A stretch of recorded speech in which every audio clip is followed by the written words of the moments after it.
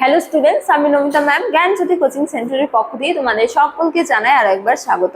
তো স্টুডেন্টস, আজকের ক্লাসে আমরা যে বিষয় নিয়ে আলোচনা করব তা হলো, দেখো তোমরা স্ক্রিনে দেখতে পাচ্ছ যে মেহেরগড় সংস্কৃতি নিয়ে, ঠিক আছে, বা বলা যায় যে মেহেরগড় সভ্যতার বিভিন্ন পর্যায় নিয়ে বা স্তর নিয়ে বা মেহেরগড় সভ্যতার বৈশিষ্ট্যগুলি নিয়ে আজকের ক্লাসে আমরা আলোচনা করব। তো চলো দেরি না করে আমরা আজকের আলোচনা শুরু করি। তো দেখো, প্রথমতম বলা হয়েছে যে আদিম কৃষিভিত্তিক সমাজের সূচনা যে শুরু হয়েছিল, বা বলা যায় যে আদিম কৃষিভিত্তিক সমাজের সূচনা হয়েছিল কিন্তু এই মেহেরগড় সভ্যতাতেই, ঠিক আছে। সুতরাং এই মেহেরগড় সভ্যতা কিন্তু বিভিন্ন দিক থেকে ভারতের ইতিহাসে এক বিশিষ্ট স্থান অধিকার করে রয়েছে বা যথেষ্ট গুরুত্বপূর্ণ, ঠিক আছে।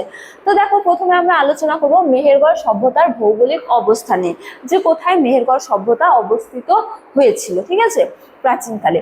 তো দেখো, বলা হয়েছে যে বেলুচিস্তানের প্রবেশদ্বার অর্থাৎ আধুনিক পাকিস্তানের বেলুচিস্তানের উর্বর কাচ্চি সমভূমিতে বোলান গিরিপথের নিকটবর্তী মেহেরগড় অবস্থিত ছিল। তো মেহেরগড় সভ্যতা বা মেহেরগড় কোথায় অবস্থিত ছিল?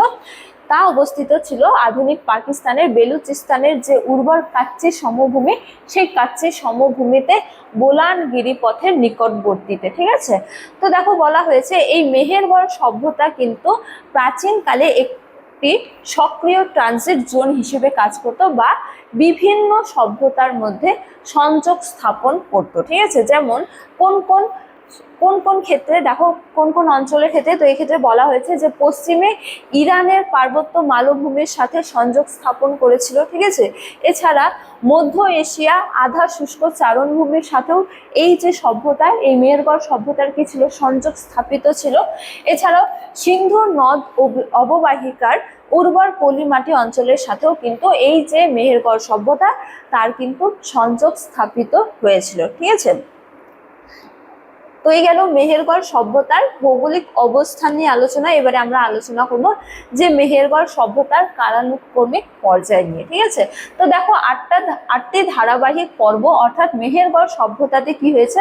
8টি স্তরের আবিষ্কার হয়েছে। যেমন দেখো, বলা হয়েছে যে মেহেরগড় খনন কার্যে 8টি প্রধান সাংস্কৃতিক পর্ব আবিষ্কৃত হয়েছে বা 8টি স্তর আবিষ্কৃত হয়েছে, যা মানুষের দীর্ঘকাল ধারাবাহিক বসবাসের প্রমাণ করে।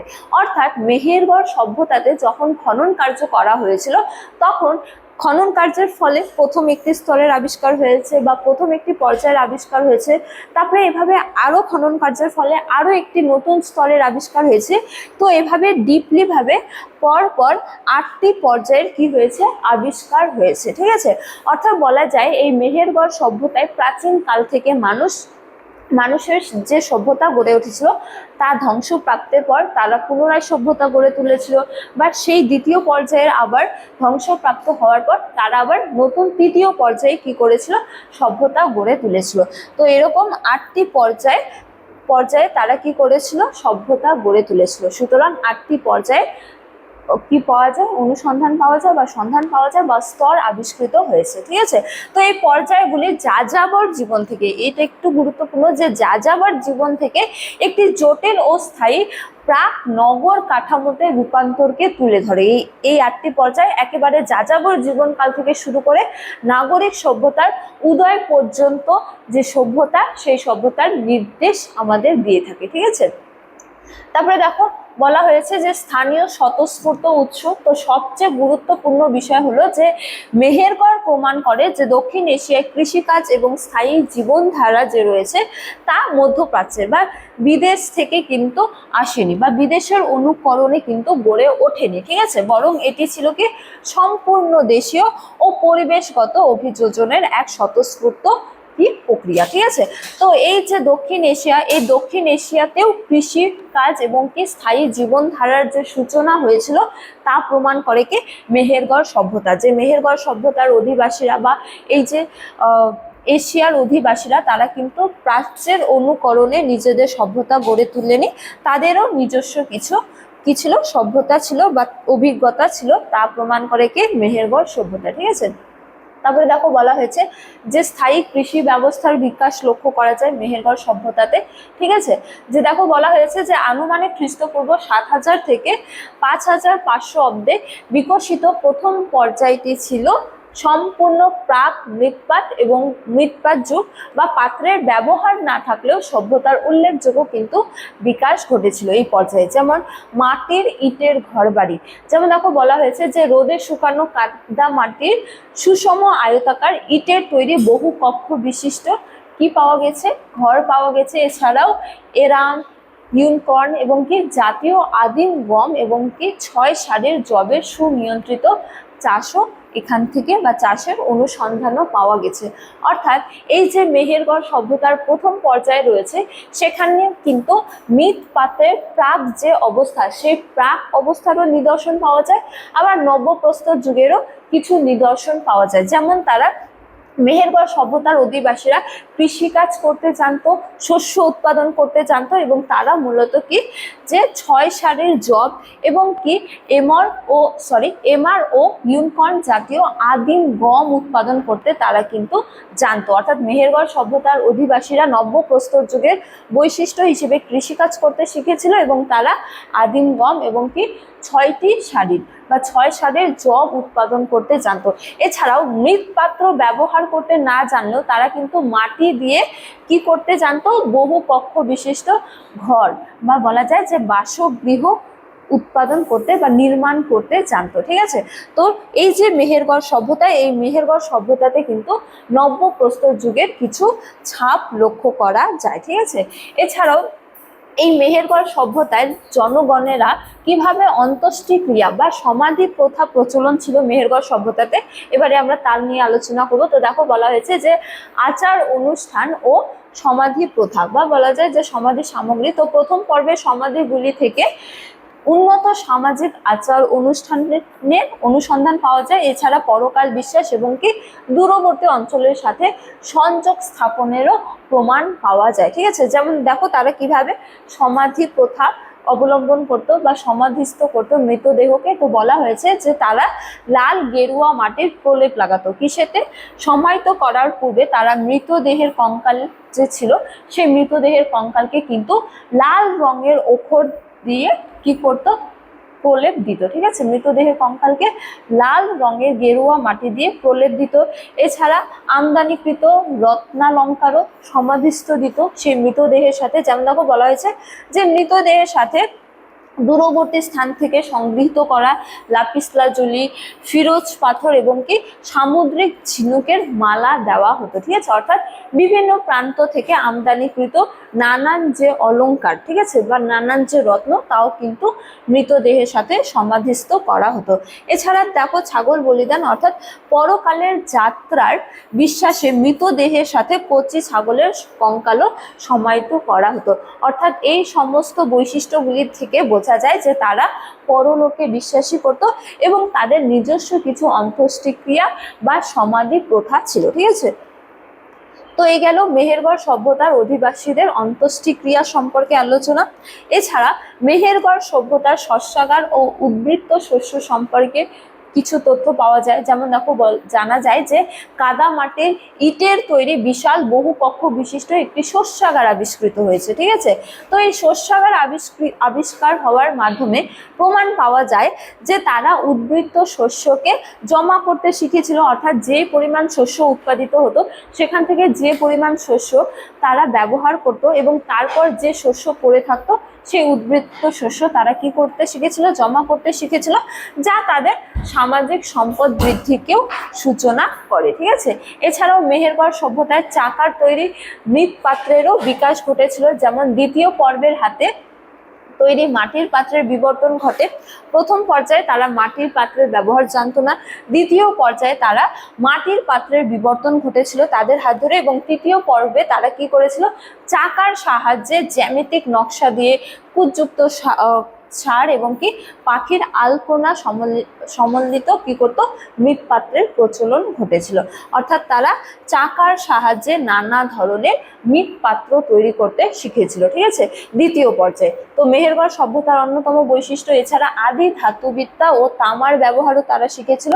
যেমন দেখো বলা হয়েছে যে তামার আংটি এবং গলানের পাত্রের আবিষ্কার তাম্রপ্রস্তর যুগের সূচনাকে চিহ্নিত করে, যা সমাজে বিশেষ দক্ষ কারিগর শ্রেণীর উন্মেষ ঘটিয়েছিল। ঘটেছিল, ঠিক আছে। তো মেহেরগড় সভ্যতার একটি অন্যতম গুরুত্বপূর্ণ দিক হলো যে মেহেরগড় সভ্যতার অধিবাসীরা কিন্তু তামার ব্যবহার জানতো, ঠিক আছে। তো এই গেল মেহেরগড় সভ্যতার দ্বিতীয় ও তৃতীয় পর্বের বিবর্তন সম্পর্কে কি কি বিকাশ ঘটেছিল। এছাড়া দেখো এবারে আমরা আলোচনা করব যে এই যে প্রথম পর্ব, দ্বিতীয় পর্ব, চতুর্থ পর্ব এবং কি সপ্তম অষ্টম পর্বতে কিভাবে বিবর্তন হয়েছিল, ঠিক আছে, ধারাবাহিক বিবর্তন নিয়ে। যেমন দেখো প্রথম পর্বতে চাষকৃত প্রধান শস্য কি কি ছিল? ইউনিকর্ন, এমার, গম এবং কি 6 সারের জব, ঠিক আছে। এছাড়া এই যে প্রথম পর্বে গৃহপালিত ও বন্য পশু কি ছিল? শিকারের আধিক্য ছিল এবং কি প্রাথমিকভাবে তারা কি করতো? ছাগলই পোষ মেনেছিল, ঠিক আছে। এছাড়া মসৃণ পাথরের কুঠার, ক্ষুদ্রাস্য এবং কি হাড়ের সূচ তারা কি করেছিল? ব্যবহার করেছিল, যা প্রত্নতাত্ত্বিক উপাদান হিসেবে আমরা আবিষ্কার করে থাকি, ঠিক আছে, বা আমরা নিদর্শন পেয়ে থাকি। বা তারা কি কি হাতিয়ার ব্যবহার করতো? কুঠার, ক্ষুদ্রাস্য এবং কি হাড়ের সূচ তারা ব্যবহার করতো হাতিয়ার হিসেবে। দ্বিতীয় পর্বে দেখো তাদের উৎপাদিত শস্য কি কি ছিল? নতুন জাতের গম ও যব, খেজুর এবং কি আদি তুলা, ঠিক আছে।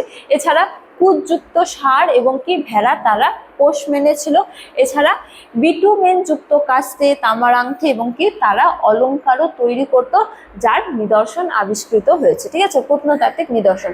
এছাড়া চতুর্থ থেকে ষষ্ঠ পর্ব পর্যন্ত তারা বহু শস্যের চাষ করত এবং শস্যের আবর্তনও করেছিল। এছাড়া নিয়ন্ত্রিত গৃহপালিত পশুর দল ছিল তাদের কাছে এবং কি মাটির হাড়ির তৈরির বড় চুল্লি বা ছাপযুক্ত শিলমোহর হলো এই পর্যায়ের প্রত্নতাত্ত্বিক নিদর্শন, ঠিক আছে। এছাড়া সপ্তম ও অষ্টম পর্বে সেচ ভিত্তিক চাষাবাদ করতে তারা শিখেছিল, নানা জাতের শস্য তারা উৎপাদন করতে জানতো। এছাড়া সম্পূর্ণরূপে নিয়ন্ত্রিত গৃহপালিত পশু ছিল তাদের কাছে এবং কি ব্রোঞ্জের কুঠার এবং উন্নত ধাতু গলানের প্রযুক্তিও ছিল তাদের কাছে, যার নিদর্শন আবিষ্কৃত হয়েছে এই পর্যায়ে, ঠিক আছে। তো এই গেল বিভিন্ন পর্যায়ের কিছু নিদর্শন, উৎপাদিত শস্য এবং হলো হচ্ছে যে পশুপালন সম্পর্কে। এবারে আমরা আলোচনা করব এই মেহেরগড় সভ্যতার অন্যতম গুরুত্বপূর্ণ দিক, যা হলো তুলা ও কার্পাস চাষের সূচনা। তো তুলা ও কার্পাস চাষের সূচনা কিন্তু এই মেহেরগড় সভ্যতাতেই ঘটেছিল। যেমন দেখো বলা হয়েছে যে বৈশ্বিক বস্ত্রশিল্পের সূতিকাগার যে মেহেরগড়ের দ্বিতীয় এবং কি তৃতীয় পর্বে অন্যতম শ্রেষ্ঠ বিপ্লবী অবদান হলো কি এই প্রাচীন কার্পাস ও তুলা চাষের সন্ধান পাওয়া যায়, ঠিক আছে। তো দেখো বলা হয়েছে যে এখানে একটি তামার পুঁতির ভেতরে সংরক্ষিত খনিজ তুলোর তন্তু জীবাশ্ম পাওয়া গেছে, ঠিক আছে, যা প্রমাণ করে যে আদিম মানুষেরা তুলা থেকে সুতা তৈরির এবং কি সূক্ষ্ম কাপড় বোনার কলা কৌশল এবং ধাতুবিদ্যায় যথেষ্ট পারদর্শী ছিল। অর্থাৎ আদিম মানুষেরা এই যে তুলা থেকে সুতা তৈরি এবং তারপর উন্নত বা সূক্ষ্ম কাপড় তৈরির যে প্রক্রিয়া, তার কিন্তু সেই প্রক্রিয়া তারা জানতো, মেহেরগড় সভ্যতার অধিবাসীরা, ঠিক আছে। তো মেহেরগড় সভ্যতার অন্যতম বৈপ্লবিক পরিবর্তন হলো তারা তুলা ব্যবহার জানতো, ঠিক আছে। এবারে প্রাগৈতিহাসিক কারুশিল্পের নিদর্শন। তো এই মেহেরগড় সভ্যতার আরো কিছু নিদর্শন পাওয়া যায়, যেমন মৃৎশিল্পের অন্যতম বিবর্তন, যে ধীরে ধীরে এক রঙা পাত্র থেকে তারা সূক্ষ্ম জ্যামিতিক নকশায় আঁকা বহু রঙের নাল এবং কি মৃৎ পাত্রের জাঁকজমকপূর্ণ বিকাশ ঘটেছিল এই পর্যায়ে। অর্থাৎ তারা নানান নকশা ধরনের পাত্র নির্মাণ করতে শিখেছিল। এছাড়া পোড়ামাটির ভাস্কর্য, যে দক্ষিণ এশিয়ার প্রাচীনতম মৃন্ময় মূর্তি, যা সে আমলের অনন্য কেশ বিন্যাস, অলঙ্কার এবং কি ধর্মীয় চেতনার প্রতীককেও কি করে? প্রদর্শন করে। এছাড়া পুঁতি তৈরি ও আদি চিকিৎসা, যেমন ল্যাপিস লাজুলি ও শামুকের খোলসের সূক্ষ্ম পাথরের ড্রিল ব্যবহার করে পুঁতি তৈরি হতো, ঠিক আছে, এই মেহেরগড় সভ্যতায়, যা থেকে আদিম দন্ত চিকিৎসারও কিন্তু প্রমাণ পাওয়া যায়। তো এই গেল মেহেরগড় সভ্যতার আরো কিছু বৈশিষ্ট্য সম্পর্কে। এবারে আমরা আলোচনা করব এই মেহেরগড় সভ্যতার ধারাবাহিক কালানুক্রম সম্পর্কে, ঠিক আছে। যেমন দেখো বলা হয়েছে যে 7000 খ্রিস্টপূর্বাব্দে কি হয়েছিল? প্রথম পর্যায়ে মাটির পাত্রবিহীন যাযাবর জীবনের সূচনা হয়েছিল, ঠিক আছে। এছাড়া স্থায়ী বসতি সম্পন্ন ছিল তারা। কিন্তু 5500 খ্রিস্টপূর্বাব্দে দ্বিতীয় এবং কি তৃতীয় পর্যায়ের অনুসন্ধান পাওয়া যায়। তো এই পর্যায়ে তারা চাকার দিয়ে মাটির পাত্র তৈরি করতো, শস্যাগার ছিল তাদের কাছে, ধাতুবিদ্যা ও তুলা চাষেরও প্রমাণ পাওয়া যায়। তো অর্থাৎ এই পর্যায়ে তারা এই সমস্ত তথ্যগুলি জানতো। এছাড়া 3500 খ্রিস্টপূর্বাব্দে চতুর্থ ও ষষ্ঠ পর্যায়ের বিকাশ ঘটে, যে পর্যায়ে মেহেরগড় সভ্যতার অধিবাসীরা দূরপাল্লার বাণিজ্যের বিস্তার ঘটিয়েছিল এবং কি শিলমোহরের ব্যবহারও তারা শুরু করেছিল। ঠিক আছে, এছাড়া 2600 খ্রিস্টপূর্বাব্দে ষষ্ঠম ও অষ্টম পর্যায়ে কি হয়েছিল, বিকাশ হয়েছিল, যে পর্যায়ে মেহেরগড় সভ্যতার অধিবাসীরা পার্শ্ববর্তী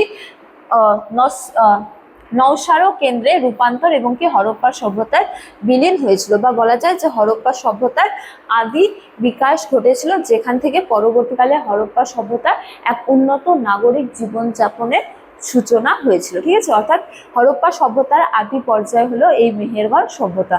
তো স্টুডেন্টস, এই ছিল আজকের আলোচনার বিষয়। আজকে আলোচনার ক্লাস এতটাই। তোমাদের কোনো ধরনের কোনো প্রশ্ন থাকলে তোমরা এই দুটো নাম্বারের মধ্যে যে কোনো একটিতে যোগাযোগ করতে পারো। ঠিক আছে, তো আজকের ক্লাস এতটাই। তোমাদের সাথে দেখা হবে পরবর্তী ক্লাসে। তখন তোমরা সকলে ভালো থাকো, সুস্থ থাকো। Thank you.